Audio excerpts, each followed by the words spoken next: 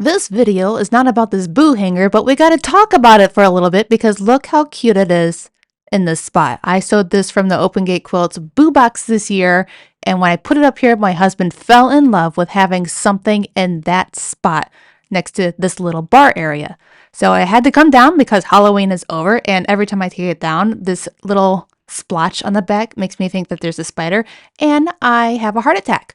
But now with that gone, there's a hole there and we need to make something new. Let's make the fish hanger quilt.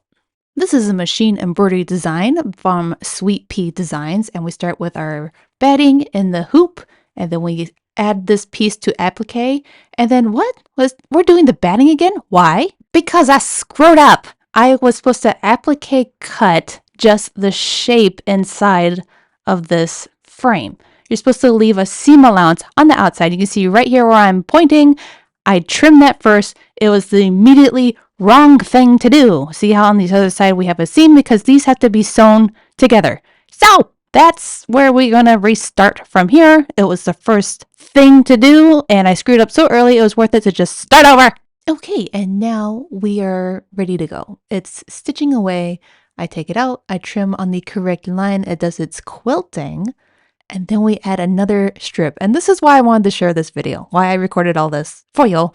Because, oh, look, the next trim line is the outline of the fish. It's like a reverse applique. Usually you put your fabric down and then satin stitch over it and cut it. I mean, it's just a really cool way to do this, but so that's how this is just one panel of this fish hanger. And I really enjoyed how it's stitched out. So with like number 3 stitch, I turned on my camera and let you see how this magic happens.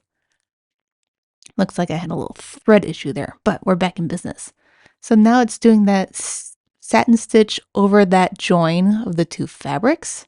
And I picked these, what's it called? The Country Charm fabric line from Island Boutique. They're such fishy colors. We've got a bunch of watery designs and then these little pops of color. Very fish oriented. It worked out so perfect. So that was the little tail.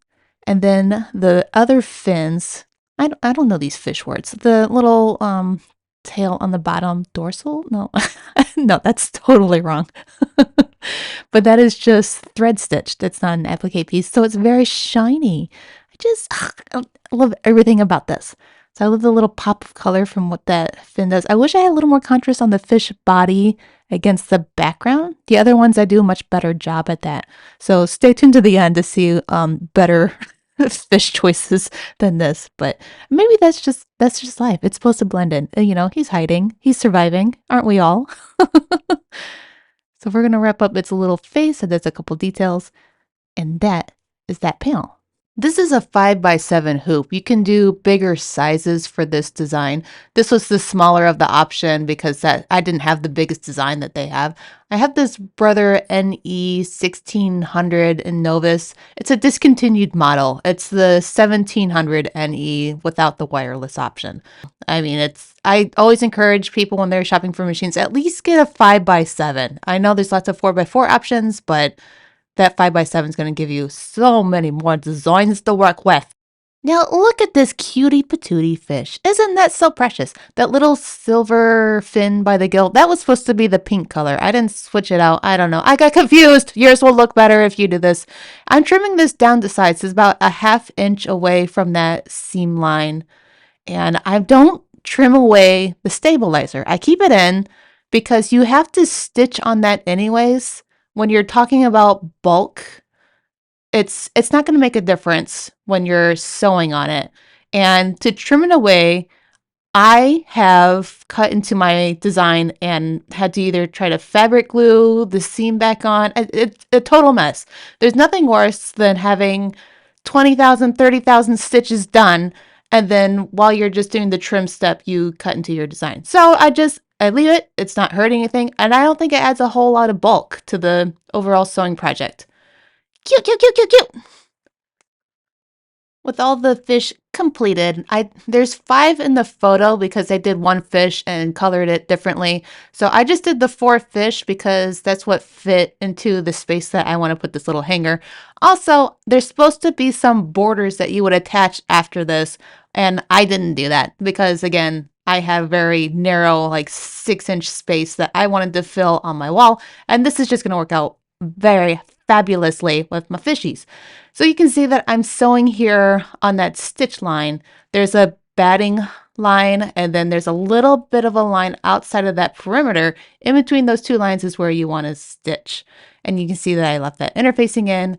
Not a big deal. What is a big deal, and what I will be shouting from the top of the mountain, is that you need to have your batting trimmed. With Sweet Pea Designs, you put your batting down first, tack it down, and then trim away the batting. You have to do that trim step because you need that little gap between that seam and your batting to make this lie flat. Not a big deal if you don't do it. Lots of people skip it, but then they wonder why their project's not laying flat. And it's usually because that batting trim step was either too big or they skipped it altogether. So that's just my one rule here that makes a really big difference to me. I trim it. I try to get it as close as possible on the batting step, and it lies super fabulously flat. I'm not using any pins or clips to keep this aligned in this project. You don't have any satin stitches or seams to match up. You just have to match up one corner to the other corner. And as long as you sew straight and you're between those two stitching lines, it's not going to be a big deal. There was one where the stitching line was showing through the front, and I just used a seam ripper because it was already secured. I didn't have to see that.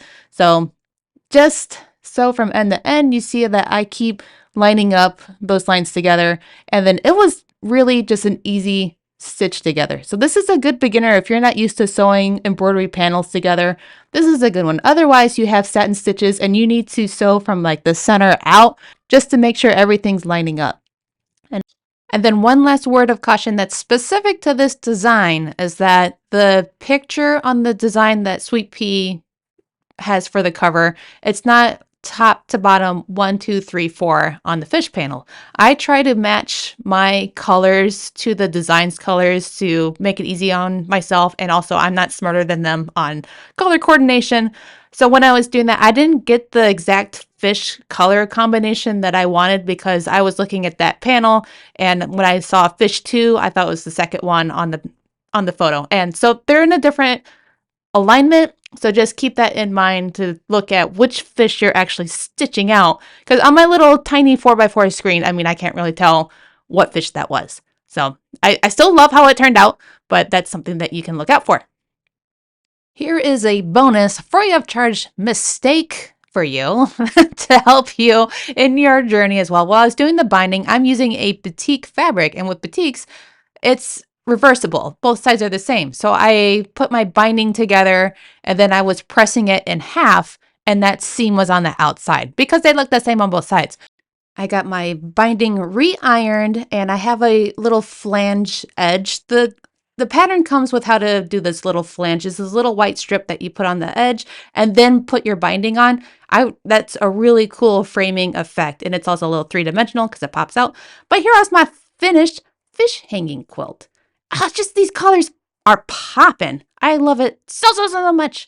And my husband's going to really appreciate it. This is his Christmas gift, so don't tell him, but he doesn't follow me. He's not going to see it. So I'm going to get this wrapped up for him. And here is where it's going to hang. I didn't attach hangers on the quilt. I think the pattern came with instructions on how to do that, but I didn't get that on. Maybe we'll use pins. But that's going to be his problem, and he's going to figure that out. So I hope you enjoyed this video, and if you make it, go ahead and let me know. I want to see. So, all right, love you so much. Bye-bye.